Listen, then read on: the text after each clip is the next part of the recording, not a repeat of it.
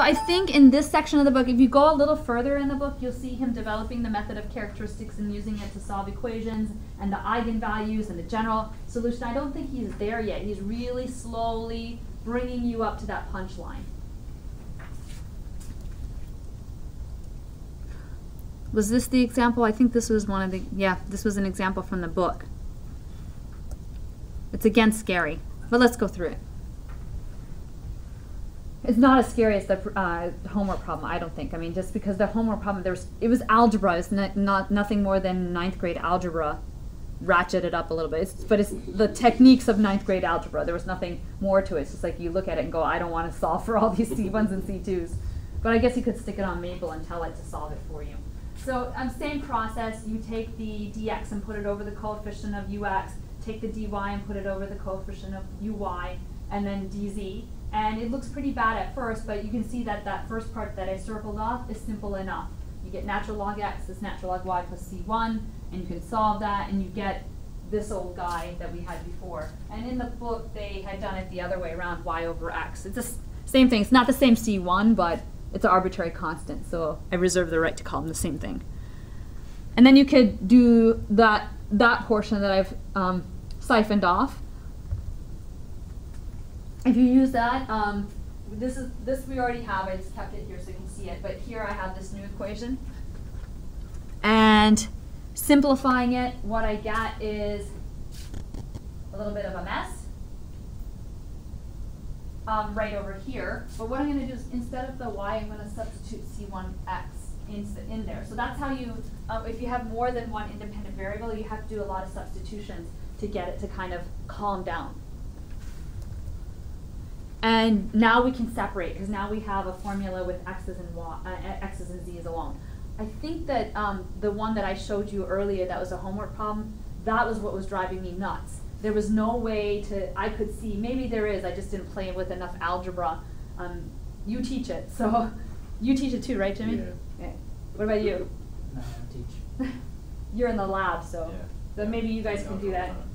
My mind is lazy when it comes to doing the algebra now. So separate, and once you separate, you get this on the left side. And once the cancellations are through, remember that everything, we don't get vanishing points simultaneously. So if it was x was 0, we would only get just dz is equal to 0, and we don't get anything but constant solutions. And then integrating both sides. Well, the integral of this is arctan. So we get c1 x squared over 2 is equal to the arctan z plus c2. And then we can sub out c1 and put the y over x back. That's what I was looking for also, and that was what was concerning me about that other homework problem. I had a lot of constants floating around, and I needed some way to sub them out, and I didn't see that happening from my lazy algebra butt that was not wanting to go and dig in there and get my hands dirty. But we want to sub out that c1, and we get this expression over here, or we get 1/2 yx minus arctan z is equal to c2.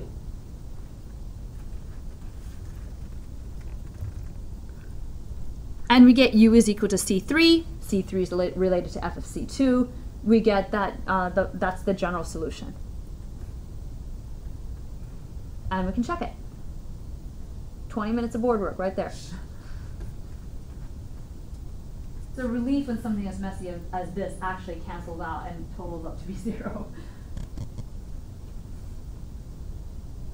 The procedure is still again the same. The equations just have got a messier. Questions? Nobody has questions at this time of night. I have to say, I got stuck with it this semester. I have number theory, I have pre-calculus, and I have this class. So it's like my head is going woo, woo, shifting wildly. One is at 10 in the morning on the same day that I teach at 8 o'clock at night. So, but I love teaching this stuff. This is great stuff. Great stuff. Okay, so why does this work? That's where he's leading you up, and that's where I skipped it. And the theory is actually very important because you can't do any of this unless certain criteria are satisfied. And what he does in the book is he leads you through why each one of those criteria have to be satisfied, and he draws the pictures, and he explains it using Calc 3 principles. I'm going to skip that part of it, of the why and the existence and when we're allowed to do this, although it is important. And somewhere along the line in the book, I'm sure we're going to have to go back and dig that up. But right now, I'm going to just show you in general why this works. And I'm going to use this general equation. It's not as general as I possibly can get it, but it's pretty general so you can see the why. I didn't put the UZ on there and everything, but you'll get the point just looking at this.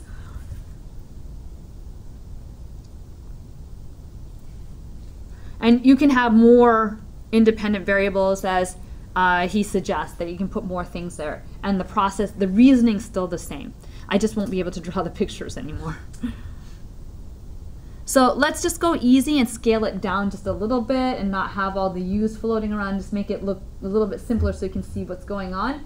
And realize that the specific solution requires an initial condition. And you don't need it always to be defined at 0. You could have u of y, for example. So it could be at some other point that you have information, or u of 1y. So you could have something else in there.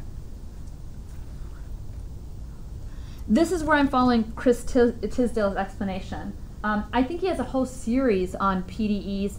It looks like a upper level, senior level PDE class, or maybe a baby master's PDE class. So it's pitched pretty well, and he's really clear.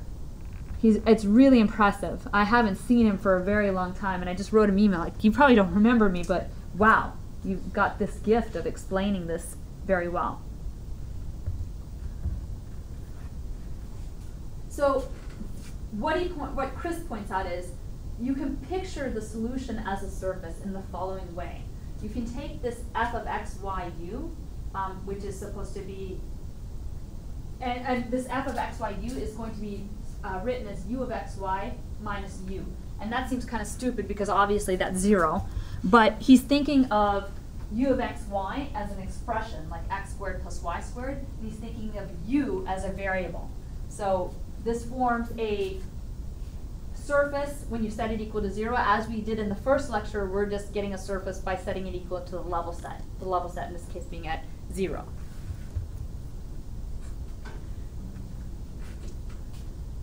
Now, hold this in your head for a second and go to this equation.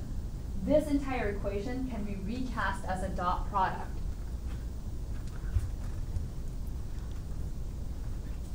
So I can take the coefficients and I can subtract this over to the left side, and I get that this dot product is equal to 0. So what does that mean if you have two vectors where the dot product is equal to 0? They're orthogonal. So this vector is orthogonal to this vector.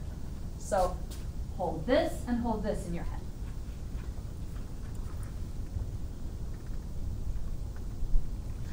What is that second piece? What exactly does it represent?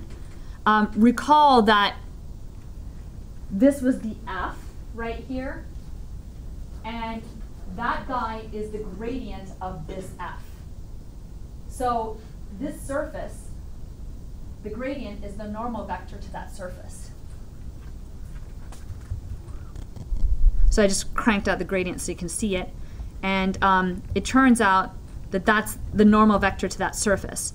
Now, if I have this other vector is orthogonal to the normal vector to the surface, it's almost like you have a double negative there. What's going on is, here's the normal vector, here's the surface here, it's the magic carpet, okay? So you have the normal vector, it's going to be pointing downward because we have the -1. The v is orthogonal to that normal vector. Well, that means that v must be a tangent vector to that surface. Like, there's no other way that that can happen.